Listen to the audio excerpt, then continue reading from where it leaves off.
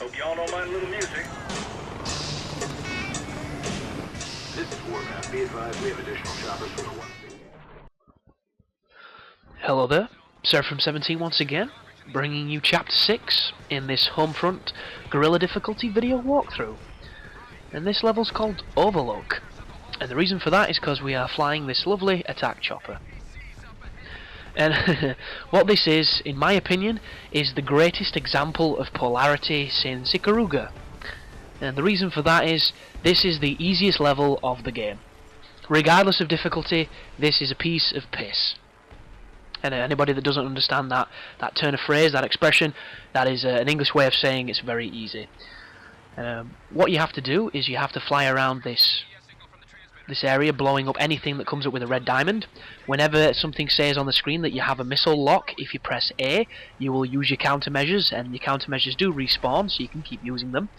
Whenever you have to go through a tunnel or anything like this, you just have to use the bumpers to lower yourself, because if you do touch the roof, you will die. And your helicopter takes quite a beating, but if you're good at moving in a helicopter and you're good at strafing, you probably won't get shot that much. And on the bottom right hand corner, the picture of the helicopter next to your guns recharging, that is your life. If it goes yellow, it means you've been hit and you're in trouble. If it goes red, it means you're one hit away from dying. But I don't think I get hit once on this entire level. That's how easy it is. The only thing that's difficult is learning how to use the chopper and what's expected of you in the mission. So right now, once you've killed all that stuff, what you have to do is you have to lower your helicopter down so that you can press X and let your passengers jump onto the trucks. And what happens is, the third convoy is the first one, then it's the second, then it's the leading one. And all you do is you fly between them pressing X. So right now, when you press X, you're invincible. You cannot be hurt. I even get hit by a missile while this is happening on, I think, the second or the last one. And then you fly forward, you do the next guy. Oh, I tell a lie, I just got hit then, sorry. But you'll notice your life does regenerate and you'll go back to normal afterwards. But he jumps in, my life's gone back to normal, so I'm nice and fine.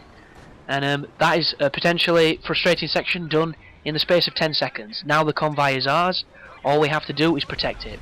And this generally means staying where the convoy is and shooting any kind of SAM turrets or Humvees or anything of that nature. And if you fly away from the convoy, it'll tell you that you're moving out of the mission area and you'll have to fly back. Aside from that, it's just literally looking around. As soon as you see something like there, missile, press A and it'll make the missile miss you, then go up and blow him up, and just follow this road. Literally that simple. This is not a difficult level. And I thought it was kind of funny, because the level before this, right at the end, is the hardest level, so there's your polarity.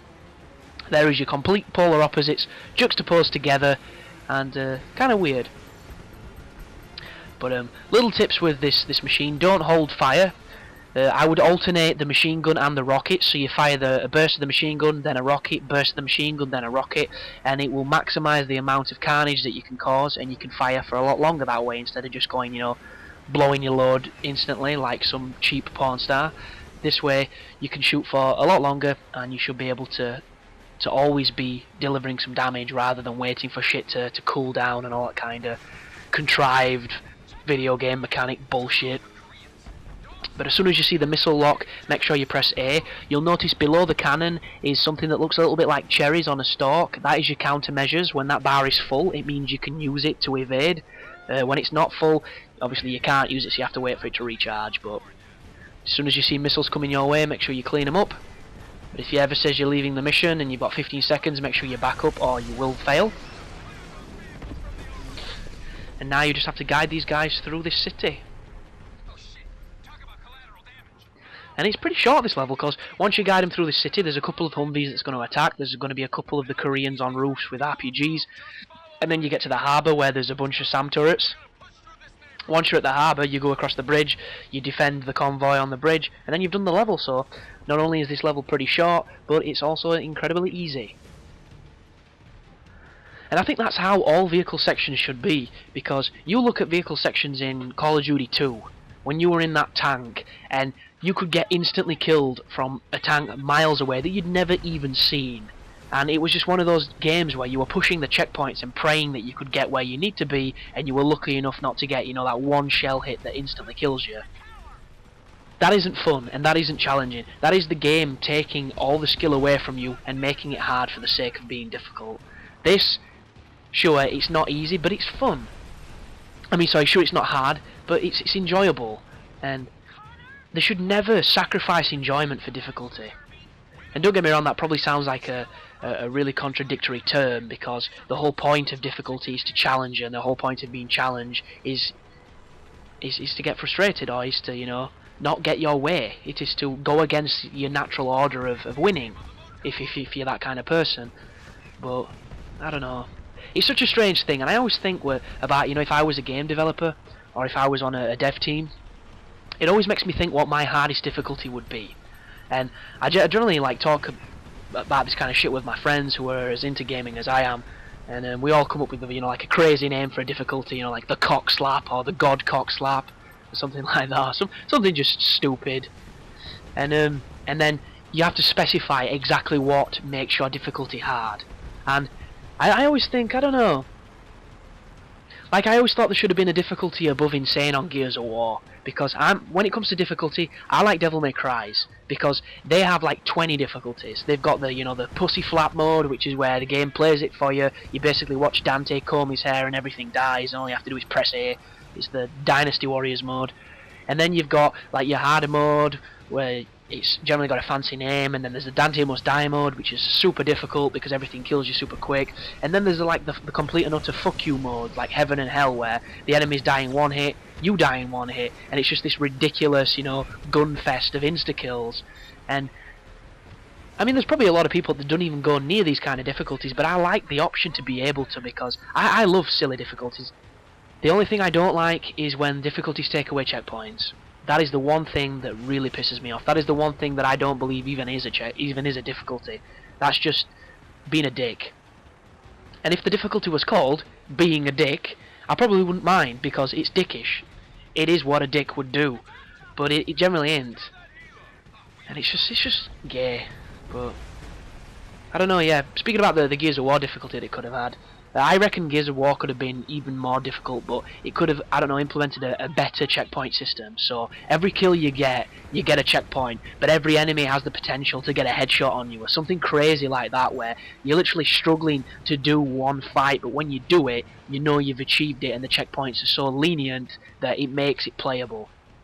That'd probably kill it though, so just ignore it. But I don't know what my hardest difficulty would be.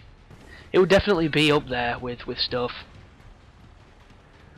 Like, I reckon, I don't know, you know, like when PC games enable you to save anywhere, effectively taking most of the challenge out of everything, I reckon if you make a difficulty that's completely, you know, just god-stompingly hard, that you should be able to save anywhere.